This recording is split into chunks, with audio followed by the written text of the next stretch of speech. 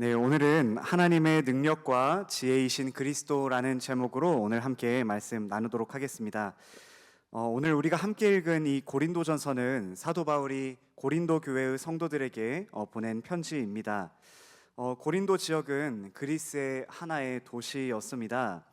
그렇다면 여러분, 고린도는 당시 어떤 도시였을까요? 오늘 본문 말씀을 우리 성도님들께서 집중해서 읽으셨다면 어떤 단어가 계속해서 반복되고 있는지를 확인하셨을 거라 생각이 듭니다.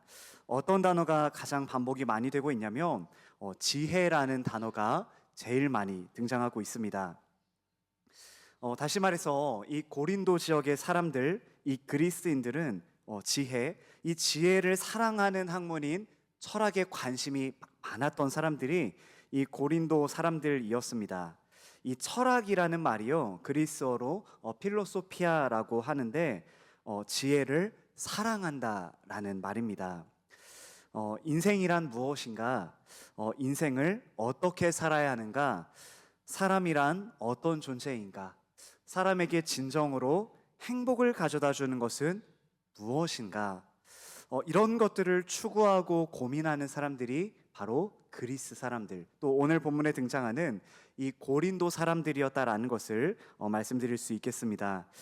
그래서 우리는 철학에 대해 들을 때 그리스의 철학자였죠, 소크라테스라든지 플라톤, 아리스토텔레스와 같은 유명한 철학자들을 얘기하곤 하는데요. 다시 말해서 이 고린도 지역 사람들은 철학에 관심이 많고 지혜를 사랑하는 사람들이었습니다. 이뿐만이 아니라 이들은 새로운 학문에도 관심이 많았는데요. 그래서 사도 바울이 처음 이 그리스 아테네 지역에서 설교할 때 이 사도 바울이 무슨 새로운 가르침을 이야기하나 관심을 기울이기도 했는데, 그래서 사도행전 17장에서는 이렇게 이야기를 합니다. 사도행전 17장 21절인데, 모든 아덴 사람과 거기서 나그네 된 외국인들이 가장 새로운 것을 말하고 듣는 것 이외에는 달리 시간을 쓰지 않음이더라라고 이야기를 합니다. 이렇게 여러분, 철학, 이 지혜에 관심이 많은 이 고린도 사람들을 전도하려면 어떤 방식으로 전도하는 게 좋을까요? 무엇으로 이들의 관심과 흥미를 끌어낼 수 있을까요? 고린도 사람들이 철학, 이 지혜에 관심이 많으니까 이와 관련된 이야기를 통해서 그들의 호감을 사는 것이 중요하지 않을까라고 우리가 생각해 볼 수 있는데, 그런데 사도 바울이 어떻게 이야기하냐면요, 고린도전서 2장 1절과 4절에서 사도 바울은 이렇게 이야기를 합니다. 형제들아, 내가 너희에게 나아가 하나님의 증거를 전할 때에 말과 지혜의 아름다운 것으로 아니하였나니, 4절인데요, 내 말과 내 전도함이 설득력 있는 지혜의 말로 하지 아니하고 다만 성령의 나타나심과 능력으로 하여라고 사도 바울은 증거하고 있습니다. 우리가 잘 아는 것처럼 사도 바울은 유대교에 있을 때 가말리엘이라는 이 훌륭한 스승 밑에서 공부를 했던 아주 미래가 촉망받는 인재였습니다.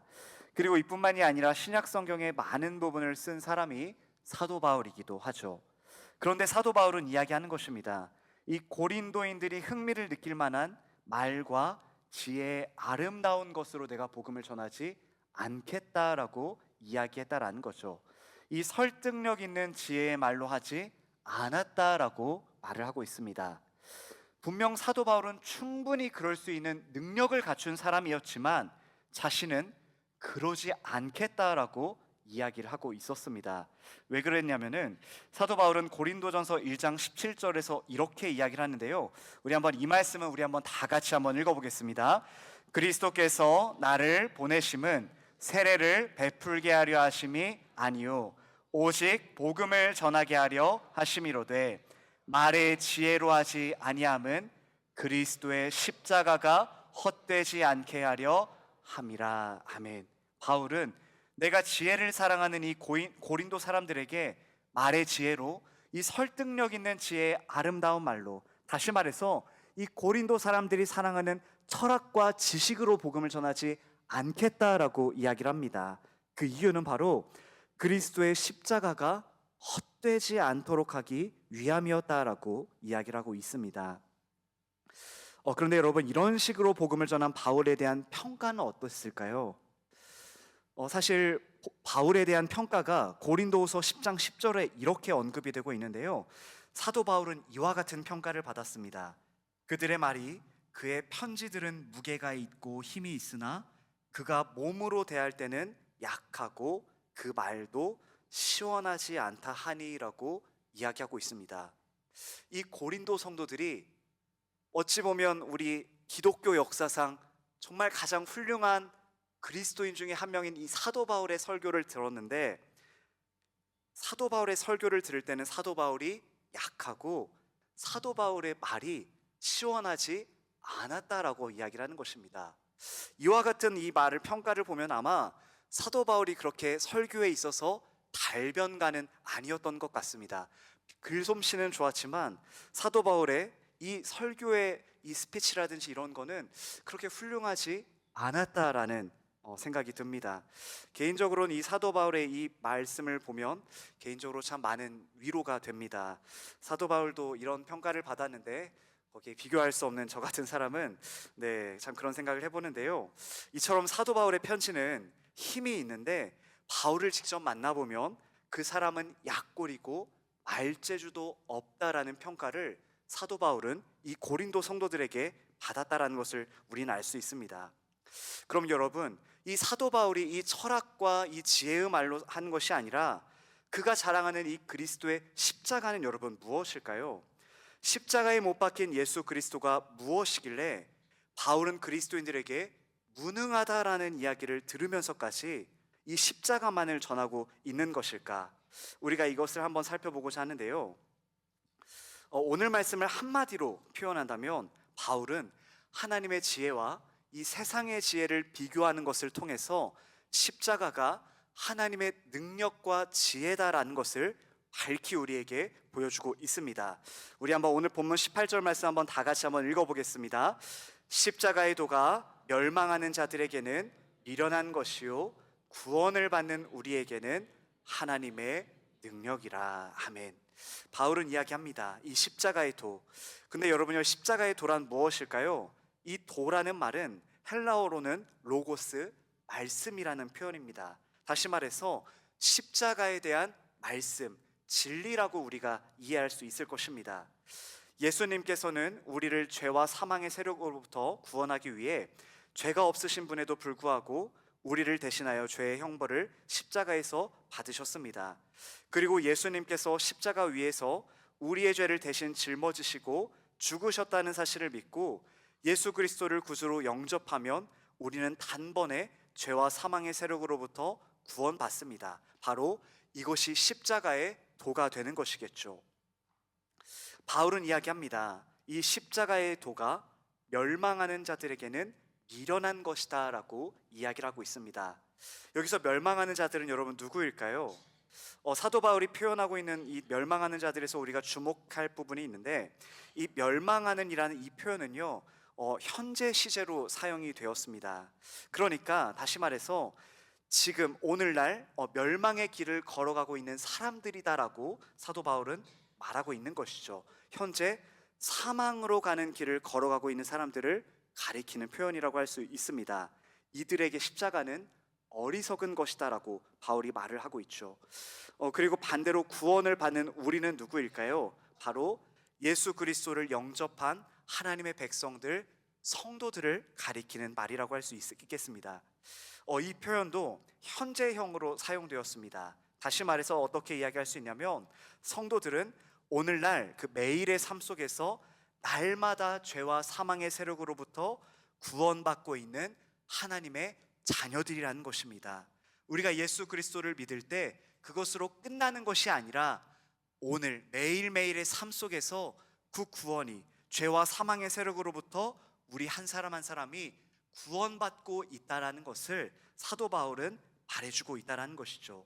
바로 이 십자가의 도가 우리에게는 하나님의 능력으로 매일매일 역사하고 있다라는 것을 바울은 말해주고 있는 것입니다.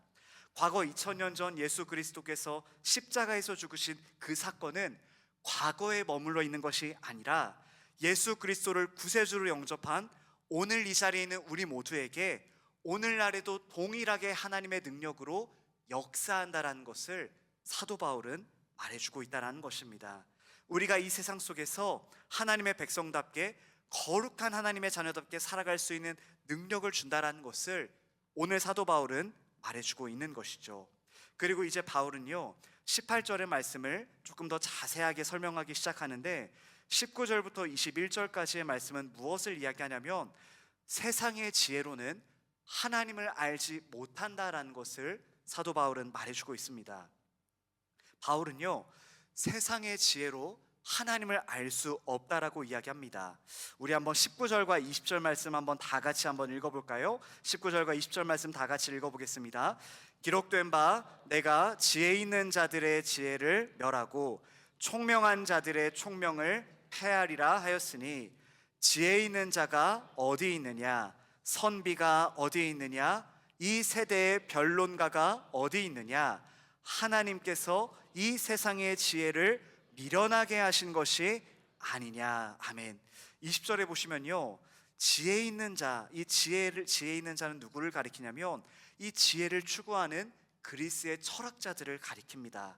그리고 그 뒤에 나오는 선비는 바로 유대교의 율법학자들을 가리키고요 변론가는 논쟁을 즐기는 사람들을 가리킵니다. 그런데 사도 바울이 이야기합니다. 하나님께서 이 세상의 지혜를 미련하게 하신 것이 아니냐라고 이야기하고 있습니다. 하나님께서 이 세상의 지혜를, 이 세상 사람들이 아무리 머리를 짜내고 온갖 구상을 하더라도 하나님을 알 수 없다라고 말하고 있다는 것입니다. 여러분, 우리가 살아가는 이 세상에는 똑똑하고 자신의 분야에서 탁월한 사람들이 얼마나 많은지 모릅니다. 특히 요즘 많은 사람들이 우리가 이 핸드폰에 있는 유튜브를 통해서 자기 분야에서 성공한 많은 사람들의 이야기, 노하우를 우리가 듣고는 합니다. 공부는 이렇게 하면 됩니다. 주식 투자는 이렇게 하면 됩니다. 부동산 투자는 이렇게 하면 됩니다. 인간관계는 이렇게 하면 됩니다. 이렇게 하면 더 행복하고 즐거운 인생을 살아갈 수 있습니다와 같은 이야기를 하는 많은 훌륭한 사람들을 우리가 볼 수 있죠. 또 훌륭한 클래식 음악도 무료로 들을 수가 있고요 인기가 많은 강사의 강연도 쉽게 들을 수가 있습니다. 이런 훌륭한 이야기들을, 이 세상의 지혜를 너무나도 듣기가 쉬운 것이 오늘날에 우리가 살아가는 현실입니다. 우리가 손가락으로 몇 번만 터치한다면 이 세상에서 가장 탁월하고 훌륭한 사람들의 이야기를 쉽게 들을 수 있다라는 것이죠. 그런데 참 아이러니한 사실은 무엇이냐면 이 세상에서 아무리 뛰어난 지식을 가지고 있는 사람이라고 할지라도, 박사학위를 가지고 있는 사람이라고 할지라도, 세상에 많은 영향력을 미치는 훌륭한 사람이라고 할지라도 하나님을 아는 데에 있어서는 완전히 무지할 수 있다라는 사실입니다. 이 세상에서 아무리 지혜가 있다고 하더라도 하나님을 알지는 못한다라는 것을 오늘 사도 바울은 우리에게 말해주고 있다라는 것이죠. 우리는 이와 같은 사람들을 흔하게 볼 수 있습니다. 저는 한 걸음 더 나아가서 하나 질문하고 싶은 것이 있습니다. 여러분 생각해 보십시오. 우리가 살아가는 이 세상이 어떻습니까? 시대가 흐르고 세월이 흐를수록 더 똑똑하고 유능한 사람들이 그렇게 많은데 왜 우리가 살아가는 현실은 이래야만 할까요? 여러분, 우리는 더 옛날보다 더 똑똑하고 더 많은 지식을 가지고 있는데 왜 우리는 살아가면서 참혹한 범죄의 뉴스를 들어야만 할까요? 똑똑하고 훌륭한 사람들이 모여있다고 하는데 왜 이 세상에서는 여전히 부정부패와 전쟁과 싸움과 참혹한 범죄의 소식들을 우리는 듣게 되는 것일까요? 우리는 지갑이 없어도 핸드폰만으로도 손쉽게 물건을 살 수 있는 세상을 살아가고 있습니다. 옛날과 비교해서 훨씬 더 편리한 세상, 최첨단의 시대를 살아가고 있지만 왜 여전히 우리는 수많은 죄악들을 짓고 살아가고 있느냐라는 것입니다. 분명 20년 전보다 30년 전보다 우리의 생활은 편리해지고 스마트해졌는데 왜 우리는 여전히 죄를 짓고 이 세상은 날이 갈수록 무서운 범죄들이 더 많아지냐 하는 것입니다. 여러분, 우리는 이것을 어떻게 설명해야 할까요? 이 세상의 범죄를 해결할 수 있는 지혜로운 사람이 여러분 어디 있습니까? 이 세상에 있는 그 수많은 죄악들을 해결할 수 있는 학자가 여러분 어디에 있을까요? 변론가가 어디에 있을까요? 우리는 과거와 비교했을 때 수많은 교육을 받고 대학을 진학해서 공부했지만 왜 여전히 이 세상은 과거와 비교했을 때에도 여전히 악하느냐라는 것입니다. 이 세상은 최첨단의 지식을 자랑하지만 왜 이렇게 우리가 살아가는 세상은 더 너무나 무서운 범죄들에 대한 소식을 듣고 있느냐라는 것입니다. 분명 교육과 이 세상의 지식은 우리에게 많은 유익을 주었습니다.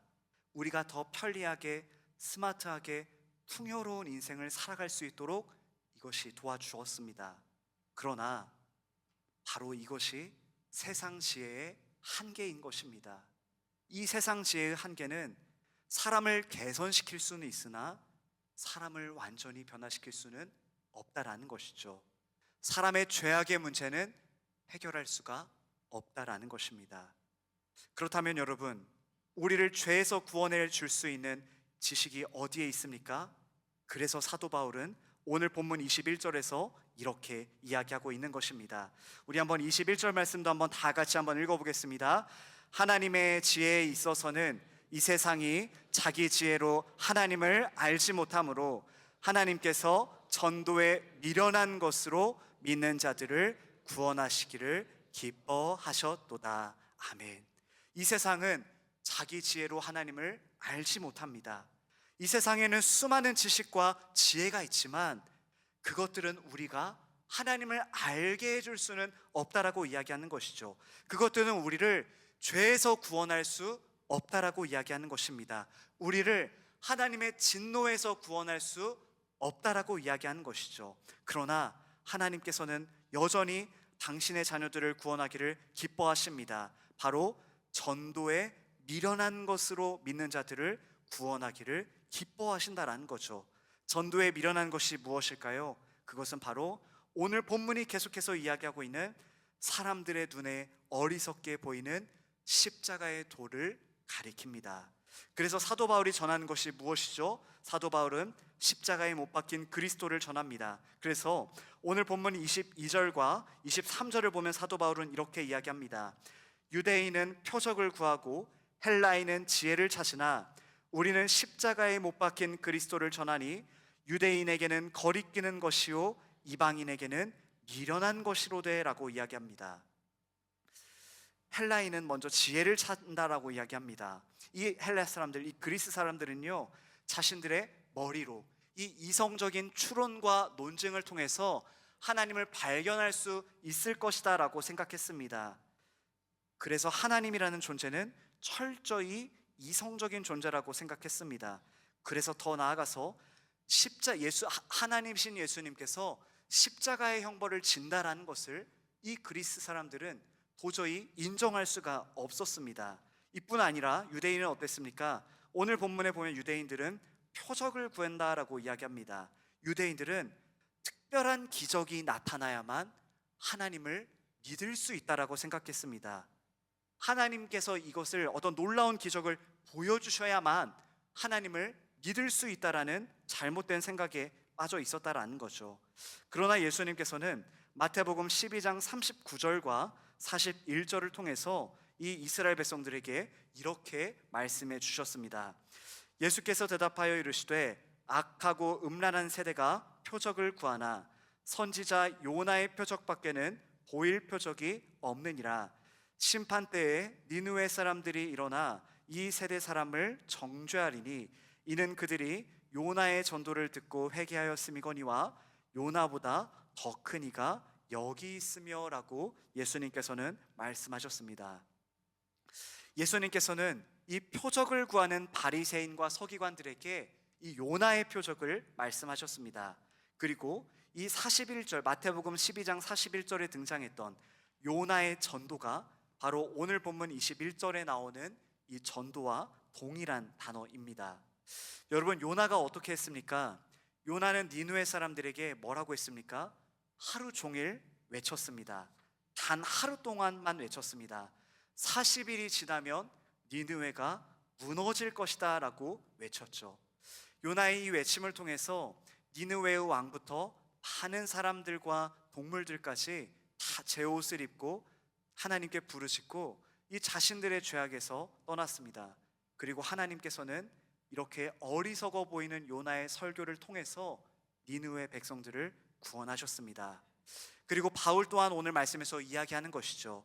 하나님께서는 이 전도에 미련한 것으로 믿는 자들을 구원하기를 기뻐하신다라고 말하고 있다는 것입니다. 바로 이 사람들의 눈에 보잘것없어 보이는, 다른 사람들의 눈에 하찮아 보이고 미련해 보이는 예수 그리스도의 십자가를 통해서 하나님께서는 구원하기를 기뻐한다라는 것을 오늘 사도 바울은 말해주고 있다는 것입니다.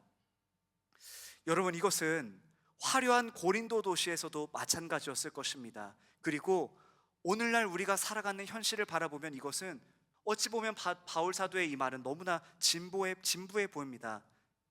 재미를 추구하는 오늘날, 이 수많은 지식과 풍요로운 오늘날의 현실 속에서 이와 같은 십자가의 메시지가 여러분 효과가 있다고 우리 성도님들은 믿으십니까?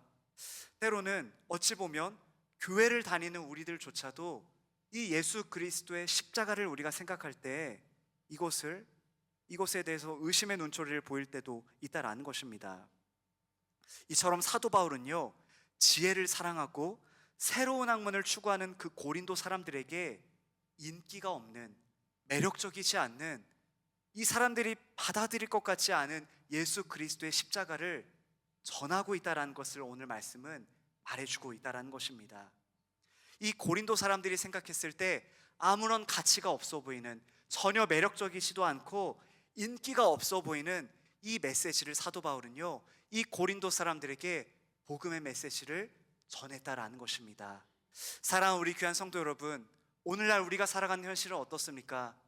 오늘날 많은 세상 사람들이 예수 그리스도의 십자가에 대한 메시지에 긍정적으로 반응한다고 생각하십니까?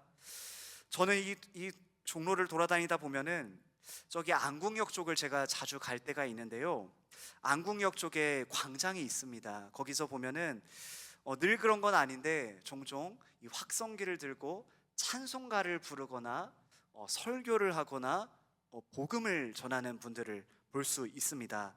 그분들이 제가 어떤 분인지는 자세히 모르겠지만, 그런데 그것을 바라보는 다른 일반 사람들의 반응이 어떨까요?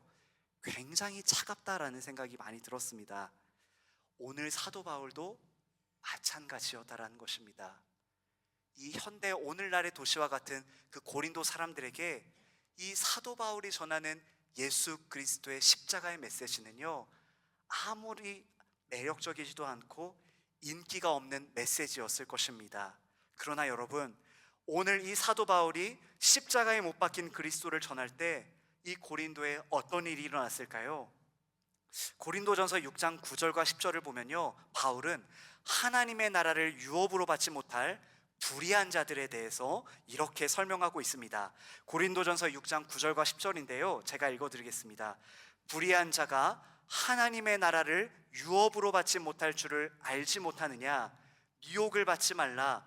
음행하는 자나 우상 숭배하는 자나 간음하는 자나 탐색하는 자나 남색하는 자나 도적이나 탐욕을 부리는 자나 술 취하는 자나 모욕하는 자나 속여 빼앗는 자들은 하나님의 나라를 유업으로 받지 못하리라 라고 이야기합니다. 이처럼 바울은요, 하나님의 나라를 상속받지 못할 사람들에 대해서 설명합니다.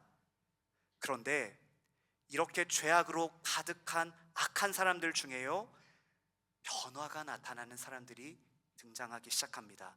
누구냐면요, 바로 오늘 사도 바울의 이 편지를 받는 고린도 성도들에게 변화가 나타난 것입니다. 그래서 사도 바울은요, 고린도전서 6장 11절에서 이렇게 증거합니다. 우리 한번 이 말씀은 다 같이 한번 읽어보겠습니다. 너희 중에 이와 같은 자들이 있더니 주 예수 그리스도의 이름과 우리 하나님의 성령 안에서 씻음과 거룩함과 의롭다 하심을 받았느니라. 아멘. 지금 바울의 편지를 받는 이 고린도 성도들 가운데에도요, 불의한 자들이 있었다라는 것입니다. 우상 숭배하는 자들, 간음하는 자들, 동성애를 하는 자들, 도둑질하고 탐욕을 부리고 술 취하는 자들이 있었다라고 사도 바울은 이야기합니다. 그러나 지금은 어떻습니까? 너희 중에 이와 같은 자들이 있었지만 주 예수 그리스도의 이름과 우리 하나님의 성령 안에서 씻음과 거룩함과 의롭다 하심을 받았다라고 사도 바울은 오늘 증거하고 있는 것입니다. 여러분, 이 세상의 지식과 지혜는 사람을 이렇게 변화시킬 수 없습니다. 그러나 오직 예수 그리스도만이, 오직 예수 그리스도의 십자가만이 성령님을 통해서 이와 같은 더러운 행실에 가득 차 있었던 고린도 성도들의 죄악을 깨끗하게 씻어주고 그 죄악된 삶에서 건져내었다라는 것입니다. 어찌 보면 이 고린도 도시에서 사도 바울의 이 예수 그리스도의 십자가의 메시지는 사람들에게 인기가 없는, 아무런 매력적이지 않은 메시지였을 것입니다. 그러나 하나님께서는 아무런 매력이 없어 보이는 이 사도 바울이 전하는 예수 그리스도의 십자가를 통해서 그 고린도 백성들 가운데 하나님의 백성들이 돌아오게 하시고 죄악을 회개하게 하시고 고린도 성도들이 함께 모여서 하나님을 예배하는 예배 공동체로 부르셨다는 것을 우리는 이 말씀을 통해서 확인할 수 있다는 것입니다. 사랑하는 우리 귀한 성도 여러분, 우리가 살아가는 이 세상이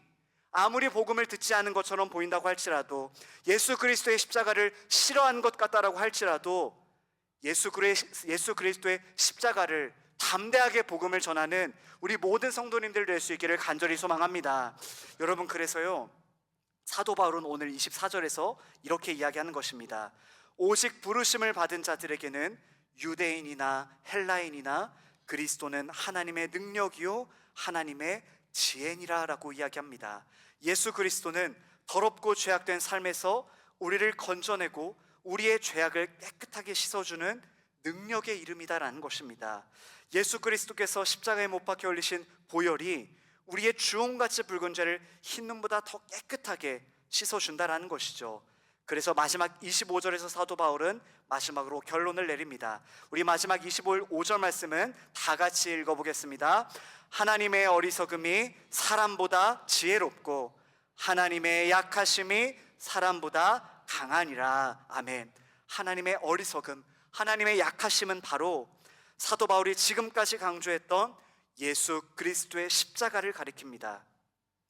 십자가에 달리신 그리스도, 세상 사람들의 눈에는 미련해 보이고 별 볼 일 없었던 예수 그리스도의 십자가는 바로 우리 그리스도인들에게는 강력한 능력의 원천이라는 것입니다. 십자가는 우리를 죄와 사망의 세력으로부터 해방시키는 강력한 능력의 통로다라는 것을 사도 바울은 말하고 있는 것입니다. 우리가 피 묻은 십자가로 나아갈 때, 십자가로 붙들 때 하나님의 능력과 지혜가 우리 안에 머물게 될 것입니다. 말씀을 맺겠습니다. 우리 사랑하는 성도 여러분, 우리가 신앙생활을 해온 지 아마 우리 성도님들 수십 년이 되셨을 것입니다. 새벽을 깨우고 교회를 섬기고 말씀을 배우며 살아오셨을 것입니다.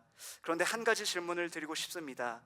여전히 우리 성도님들에게는 십자가의 복음이 능력이십니까? 아니면 이제는 너무나 익숙해져서 너무나 오래 들어서 마음 한켠에 묻어둔 진리가 되어 있지는 않습니까?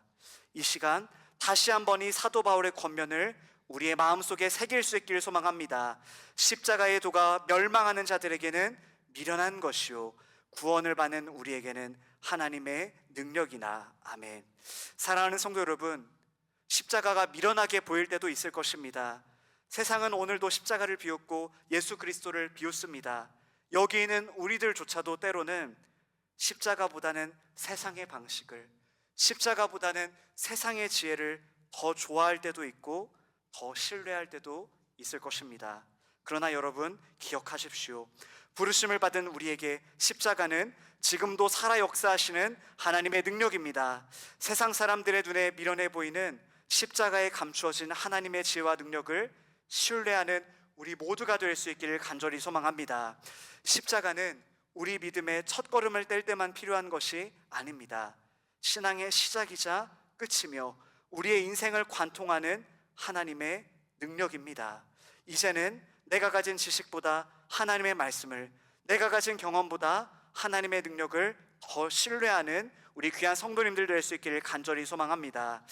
이와 같은 십자가의 능력을 붙들고 십자가의 능력을 경험하는 성도, 십자가의 능력을 붙들고 십자가의 능력을 경험하는 우리 승동교회가 될 수 있기를 간절히 소망합니다. 그리하여 세상 유행과 방식에 따라가지 않고 오직 예수 그리스도의 피 묻은 십자가, 하나님의 능력과 지혜이신 예수 그리스도의 십자가를 끝까지 붙드는 모든 사랑하는 성도님들의 삶이 될 수 있기를 주님의 이름으로 축원드립니다. 우리 이 시간 함께 말씀을 붙들고 함께 기도하면 좋겠는데요, 이 시간 말씀을 붙들고 함께 기도하실 때 하나님, 이 세상 속에서 십자가 단단히 붙들고 나아가는 우리의 인생이 되게 하여 주시옵소서. 주님이 지신 십자가를 붙들 때 주님의 생명과 주님의 능력과 주님의 지혜가 우리의 삶 속에 나타나게 하시고 끝까지 십자가만 붙들고 따라가는 우리의 인생 되게 해달라고 함께 기도하길 원합니다. 또 우리 승동교회가 십자가의 복음의 깃발을 단단히 붙잡고 오직 십자가의 복음, 피 묻은 예수 그리스도의 십자가를 담대하게 전하는 주님의 교회 되게 해달라고 이 시간 말씀 붙들고 기도하실 때 우리 한번 주님의 이름 한번 크게 외치고 함께 동성으로 기도하겠습니다. 주여, 하나님 아버지 감사합니다. 하나님 아버지, 우리 그리스도인들에게 십자가는 하나님의 능력이요 하나님의 지혜임을 이 시간 고백하며 나아갑니다.